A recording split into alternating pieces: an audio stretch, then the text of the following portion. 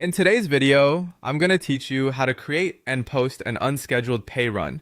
If you need to process a payroll outside of your normal payroll schedule, this is the method you'll use. An unscheduled pay run is helpful for things like one-time payments, corrections, or special earnings that need to be handled separately from a regular payroll cycle.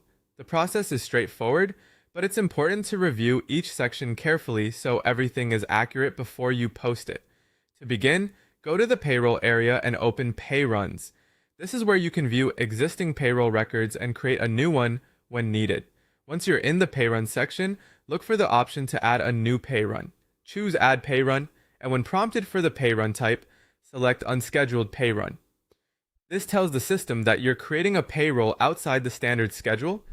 Make sure you choose the correct type here, because it affects how the pay run is categorized and helps keep your payroll records organized. Next, select the employees who should be included in this unscheduled pay run. Take a moment to confirm that you're only choosing the people who need to be paid in this special run. Since this is not part of your normal payroll process, being precise here can help prevent duplicate payments or missed entries. After selecting the employees, enter any special earnings or adjustments that apply. This could include additional pay amounts, corrections, or other payroll changes that need to be reflected in this run.